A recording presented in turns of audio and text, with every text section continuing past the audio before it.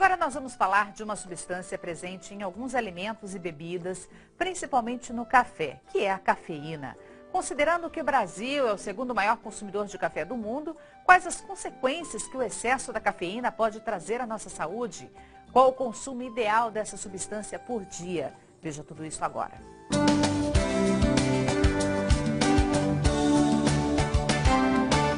Olá, bom dia! Hoje nós vamos falar sobre a cafeína, uma substância presente não só no café, mas em refrigerantes, chás, chocolate e até nos energéticos. O médico cardiologista Dr. Rodolfo Arantes vai explicar pra gente até que ponto a cafeína, que é um estimulante, faz bem para o nosso organismo. Bom dia, doutor. Bom dia. Doutor, realmente a cafeína em excesso é prejudicial? Sem dúvida. A cafeína, aliás, como qualquer substância que você possa utilizar na dieta, ou seja lá o que for, medicamentos, tudo que for em excesso realmente causa problemas, né? A cafeína, ela tem uma propriedade principal de estimular, né? Ela aumenta a frequência cardíaca, em algumas situações ela pode aumentar a pressão arterial também, né? Ela bloqueia um determinado produto nos vasos chamado adenosina.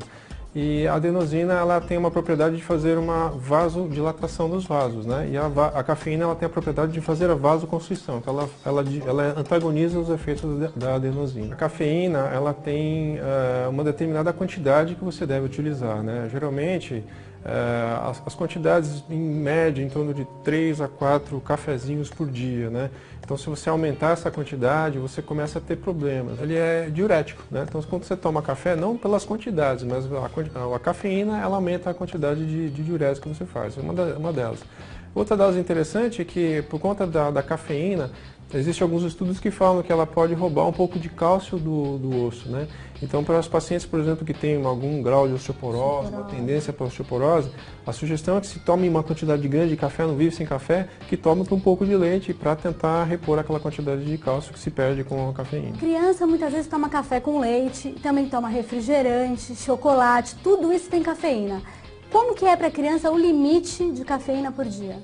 Então, tem uma conta mais ou menos, né? É mais ou menos a metade do que o adulto toma, né? Então, se o adulto toma em torno de 300 miligramas por dia de café, a criança varia em torno de 75 a 150 miligramas de café. Como se trata de um estimulante, doutor, a pessoa que tem algum tipo de problema cardíaco ou mesmo sofre de hipertensão deve evitar a cafeína? De uma certa maneira, com a utilização moderada da cafeína, não existe grandes problemas, né? Alguns estudos falam, por exemplo, indivíduos que nunca tomaram café, por exemplo, e que resolvem tomar café, agudamente ela pode causar uma pequena elevação da pressão arterial no primeiro momento, mas conforme a utilização crônica, ou seja, a utilização ao longo dos dias, essa elevação da pressão já diminui e a pessoa já começa a ter os efeitos benéficos da cafeína.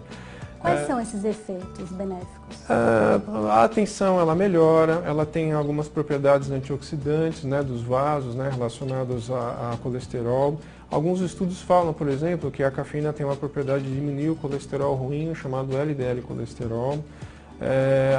Alguns estudos falam, por exemplo, que ela diminui o limiar para arritmias, né? Ou seja, o indivíduo tem propensão para algum tipo de arritmia, talvez ela tenha a propensão de diminuir essa... Muita gente pensa exatamente o contrário, né? Que ele provoca arritmia. A cafeína, ela sempre foi uma celeuma, assim, foi uma dúvida muito no meio médico, né? Será que faz bem ou faz mal, né?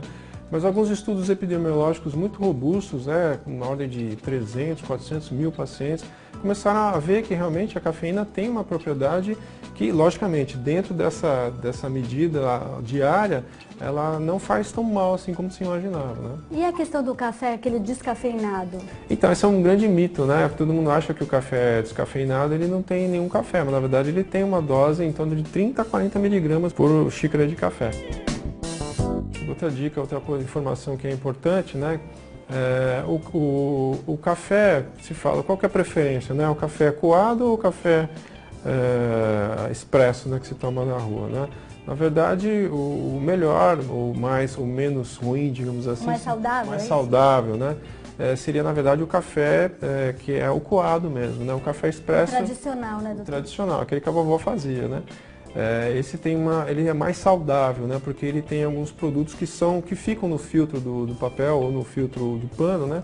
Que não prejudicam a nossa saúde de uma certa maneira. Então, tem gente que adora café expresso, eu, por exemplo, adoro, né? Mas é limite para uma xícara por dia só, né? Doutor Rodolfo, muito obrigada pela entrevista. e até a próxima!